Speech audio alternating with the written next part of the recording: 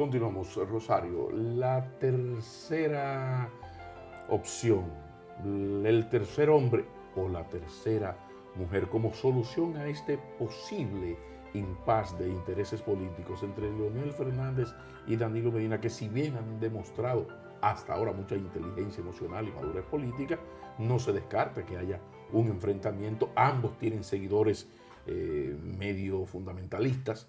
Entonces vamos a hablar de la posibilidad de un tercer hombre o tercera mujer que acomode ambos intereses.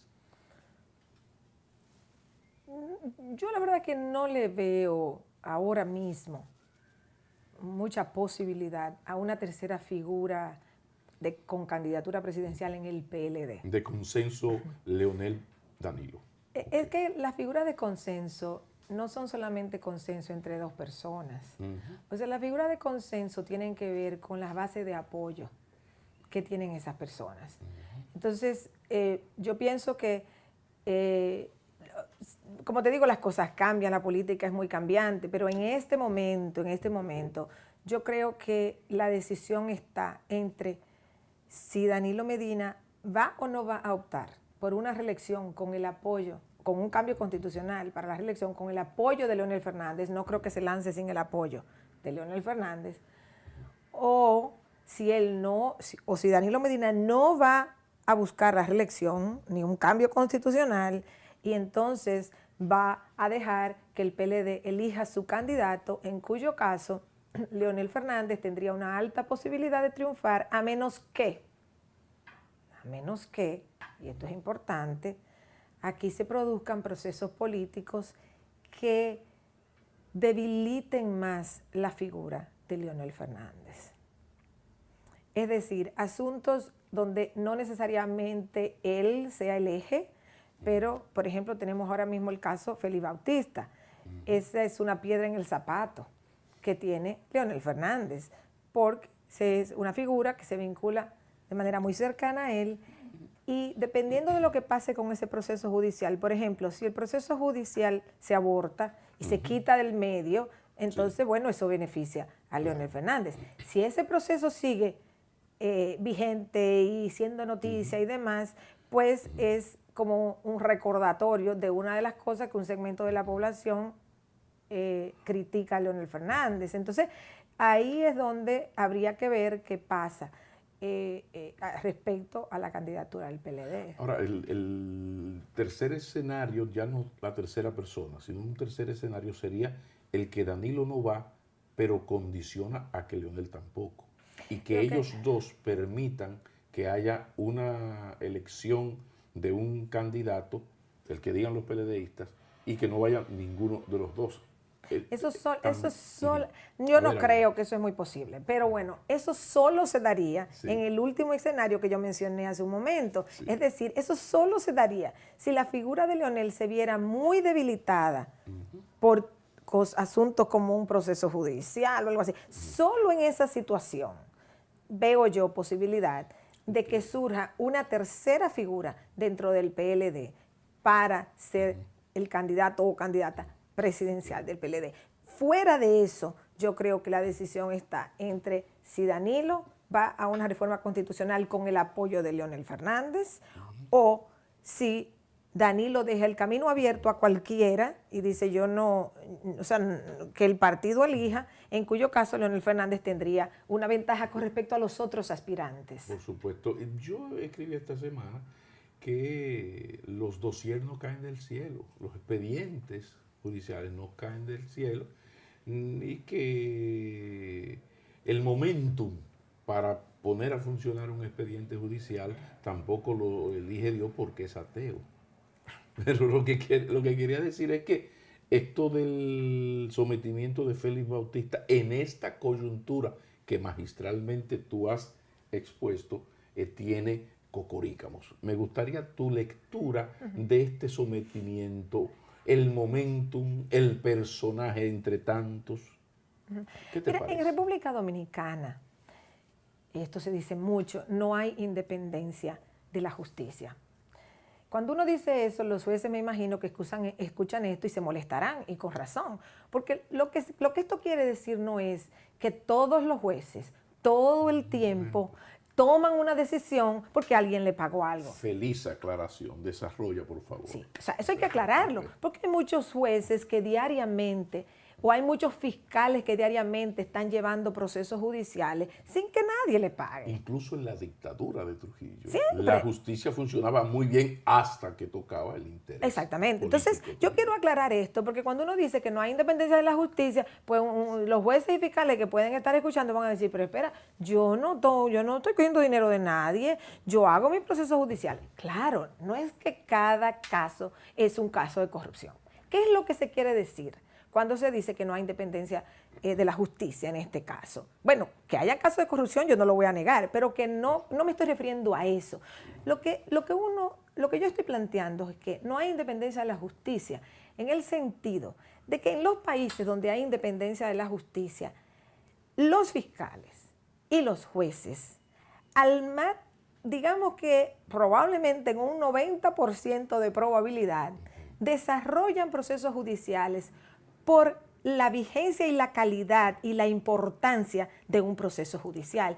No porque un partido político, no porque un presidente, no porque un grupo de legisladores, no porque un político o un grupo de políticos encausan ese proceso. Entonces, en ese sentido, el juez, el fiscal, llevan procesos judiciales por la naturaleza jurídica del hecho en sí.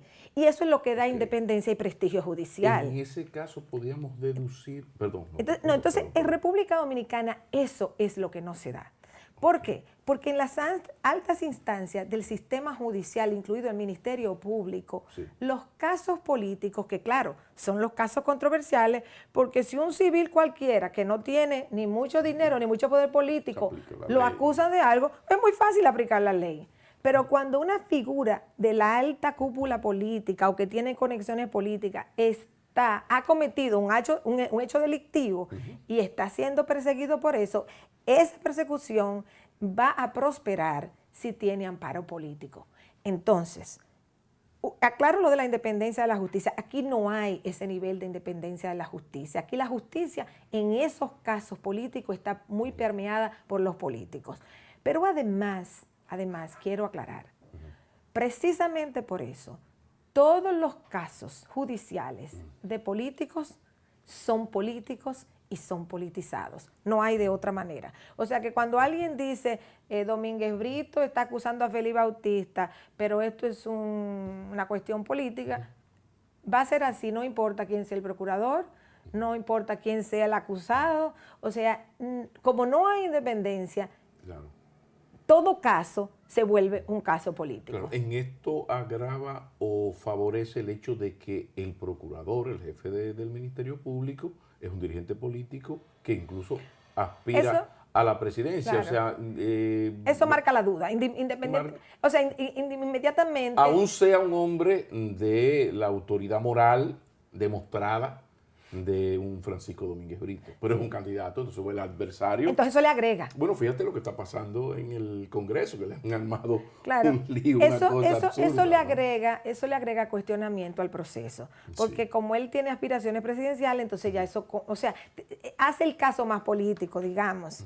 Entonces ya pierde el mérito judicial. Si él no fuera un aspirante presidencial, entonces pues tuviera mayor valor judicial lo que está haciendo.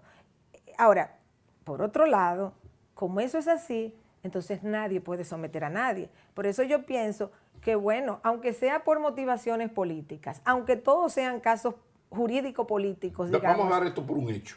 Ahora, eso hay que darlo por un hecho. Aceptado este hecho. Ahora, a la sociedad le serviría mucho saber los niveles de corrupción, porque aquí, mira, aquí hay 20 años de encuestas midiendo con bastante precisión la percepción que tiene la población dominicana de si aquí la corrupción es un problema grave o no.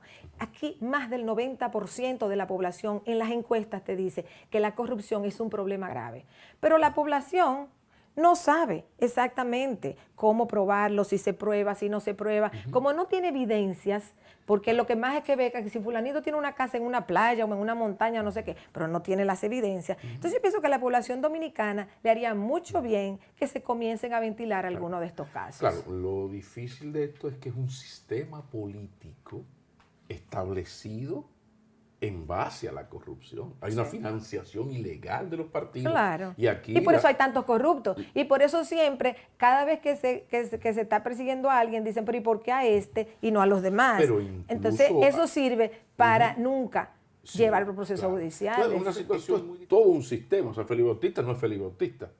Como los supuestos corruptos de los gobiernos de Hipólito, de Leonel, de Guzmán, de Jorge Blanco, no eran solo ellos, es parte de un sistema. Pero eso es en todos los países. Toma el caso de Brasil, por ejemplo. Este caso grande ahora que ha habido. El problema es que en Brasil llega a buen término. Aquí nunca termina porque sería que, por ejemplo, el caso del Félix Bautista, aquí digo que no va a ser definitivamente condenado porque es un caso sistémico de un PLD que decidió no ser bochista, sino balaguerista y entrar a la dinámica de yo llegar, creo mi burguesía, agarro pequeños burgueses, lo convierto en más burgueses y por eso incluso quizás las palabras desesperadas de un Sergio Vargas, no a este porque es morenito, no exactamente. El problema está fundamentalmente en si tú eres más vulnerable a partir de tus orígenes. Si tú eres una clase media alta y el poder te da facilidades y tú subes, se nota menos, queda más elegante, porque tú siempre te criaste en lo claro de Santo Domingo, Santiago, de Baní. Sí, lo que yo quería señalar era que estoy de acuerdo que es un sistema corrupto por muchos lados, a muchos niveles y donde hay mucha gente envuelta, eso es cierto. Ahora, eso es común en muchos países, entonces eso pasa así. Y yo menciono el caso de Brasil, porque lo que pasa en algunos países es que llega un punto en que, aunque se reconoce que el sistema de corrupción es amplio, etcétera, por algún lado hay que romperlo. A alguien le va a tocar. ¿Y tú tienes la esperanza de que esto llegue a última consecuencia? No. ¿Te parece? No. Yo no estoy planteando eso. Ni yo lo estoy afirmando. Yo te lo estoy preguntando. Yo lo dudo mucho. O sea, yo me sorprendería mucho si esto llega a sus últimas consecuencias, de demostrar y de seguir un proceso judicial hasta el final para demostrar si hay culpabilidad o no. Ojalá que se diera. ¿Por qué? Porque yo pienso que en los países que logran por lo menos develar, hacer ese tipo de proceso que afecte a algunas personas en algún momento, esos países están en proceso de dar un salto de mayor independencia judicial. Brasil, el caso de Brasil no se queda en lo que fueron condenados. Fíjate que en las elecciones de Brasil acusaron a Dilma incluso y a Lula. O sea, Lula y Dilma no fueron exentos de las acusaciones, digamos, del caso, ¿verdad? Sin embargo, ellos no fueron a un banquillo de acusados ni están en una prisión. Porque la dinámica de la corrupción no llegó, se detuvo en la puerta de esos despachos, pero solo de esos despachos, no de ministros ni miembros de comité central, político, comité ejecutivo, cosas de esas. Lo que te quiero decir es que si un país nunca tiene el proceso de lograr concluir casos de algunos, porque no va a poder de todos, claro. Hay muchos muertos incluso, no lo puede hacer de todos, cuando lo haga de algunos, ese país da un salto político positivo hacia mayor democracia y mayor independencia de la justicia. Ese es el punto central. No es que esos son los únicos corruptos, en lo absoluto. No es que solo hay corrupción en el PLD, en lo absoluto. Hay corrupción en todos los gobiernos, de todos los partidos. Es sistémico esto. Ahora, o tú reproduces ese sistema diciendo que no puedes contra uno porque habría que ir contra todo el mundo, y eso es inviable e imposible, o tú vas contra alguno en determinados momentos políticos, y si tú logras concluir esos procesos, eso sienta un precedente. Al sentar un precedente, entonces las sociedades comienzan a cambiar. Este país nunca ha pasado por ese escalón o por ese puentecito. Si algún día pasa, y yo no estoy diciendo que va a pasar ahora, pero si algún día pasa, yo pienso que eso sería sumamente positivo para esta democracia precaria en que existe la República Dominicana. Papelera gris y un poco puto. Mi dilecta, como siempre, ustedes lo vieron, por eso es que la Fundación Corripio apuntó bien y seleccionó a Rosario Espinal como articulista del año, no era para menos. Gracias, mi dilecta, un feliz viaje. Un placer. Y ya volveremos a encontrarnos, porque como es normal ya en nuestras conversaciones, faltó el tiempo. Muchísimas gracias, Rosario Espinal. Nos vamos a la pausa y cuando retornemos, tendencias globales de la comunicación política con Anthony Gutiérrez Rubí. Ya regresamos. Gracias.